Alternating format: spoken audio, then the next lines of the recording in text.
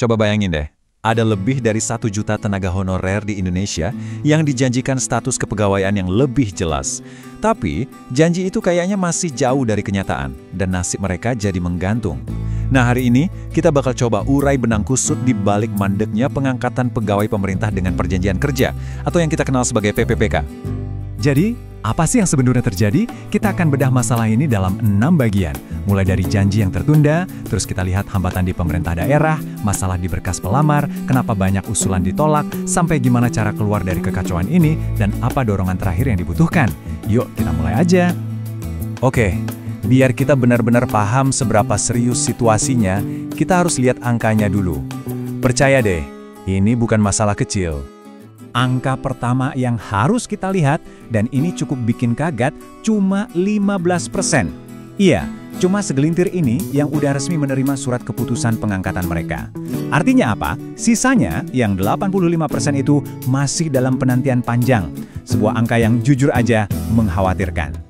Angka tadi itu mewakili lebih dari 1 juta orang. 1 juta tenaga honorer yang setiap hari bekerja tapi statusnya nggak jelas. Coba bayangin deh, betapa panjang dan melelahkannya penantian yang harus mereka hadapi. Nah, pertanyaan dasarnya adalah, kenapa ini bisa terjadi? Kenapa bisa mandek begini? Jawabannya ternyata cukup kompleks, dan kita akan mulai dari titik awal kemacetan ini berdasarkan temuan langsung dari Badan Kepegawaian Negara atau BKN. Investigasi kita dimulai di tingkat lokal, di pemerintah daerah. Disinilah rintangan besar pertama itu muncul. Ternyata akar masalahnya emang berawal dari sini. Hambatan nomor 1, ya ini dia, banyak pemerintah daerah yang geraknya lambat banget. Sebagian bahkan ada yang belum mengajukan usulan formasi sama sekali. Jadi prosesnya itu udah macet bahkan sebelum dimulai. Seperti yang ditegaskan langsung oleh Kepala BKN, langkah awal ini tuh harga mati. Ini adalah gerbang utamanya. Kalau gerbangnya aja nggak dibuka, ya gimana prosesnya mau jalan kan? Dan ternyata bukan cuma soal administrasi aja. Kendala keuangan juga jadi tembok penghalang yang besar. Banyak pemerintah daerah yang ngaku nggak punya cukup anggaran, yang akhirnya memaksa mereka buat menunda atau mengurangi jumlah formasi yang bisa diusulkan. Oke, sekarang kita geser dari hambatan di level institusi ke masalah yang ada di berkas lamaran para pesertanya. Ternyata masalahnya juga ada di level mikro loh. Nah, ini dia. Ternyata masalahnya juga datang dari berkas pelamar itu sendiri. BKN nemuin banyak banget dokumen dasar yang nggak lengkap. Hal-hal kayak SKCK atau surat sehat mungkin kelihatannya sepele ya, tapi tanpanya seluruh proses verifikasi bisa berhenti total. Masalahnya nggak berhenti di situ. Seringkali data di daerah sama di pusat itu nggak sinkron. Entah itu namanya beda, jabatannya, atau masa kerjanya. Setiap ada satu aja ketidakcocokan, itu harus dicek ulang secara manual, yang tentu aja makan waktu lama banget.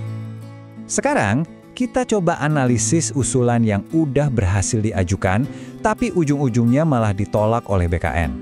Angka-angka di balik penolakan ini menceritakan sebuah kisah yang penting. Coba lihat angka ini. Lebih dari 66.000 usulan ditolak mentah-mentah. Jumlah yang luar biasa besar.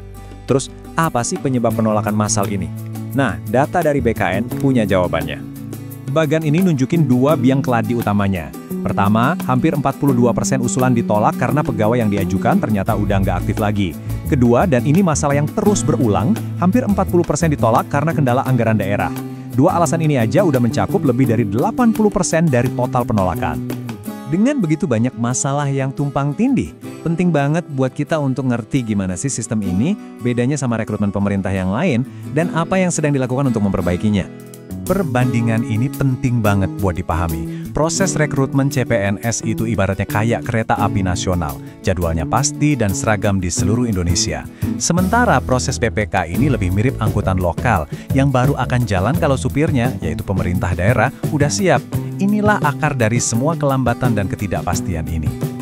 Nah, untuk mengatasi tumpukan berkas ini, BKN melakukan semacam triase, kayak di unit gawat darurat. Mereka memprioritaskan pelamar yang dokumennya udah lengkap dan posisinya dianggap kritis. Tujuannya, biar layanan publik yang vital tetap bisa berjalan. Jadi setelah kita bedah semua ini, apa poin paling penting yang harus kita ambil? Apa langkah selanjutnya yang paling krusial? Pesan utama dari BKN sebenarnya adalah seruan langsung kepada semua pemerintah daerah. Intinya, ayo dong bergerak lebih cepat, selesaikan usulannya, dan pastikan semua dokumen peserta udah benar. Bola panasnya sekarang ada di tangan mereka. Pada akhirnya, nasib lebih dari 1 juta orang ini bergantung pada koordinasi antara pemerintah pusat dan daerah. Pertanyaan besarnya tetap sama, mampukah sistem birokrasi ini bergerak cukup cepat untuk memberikan kepastian yang udah sangat-sangat lama mereka nantikan? Jawabannya nanti akan menentukan masa depan pelayanan publik di Indonesia.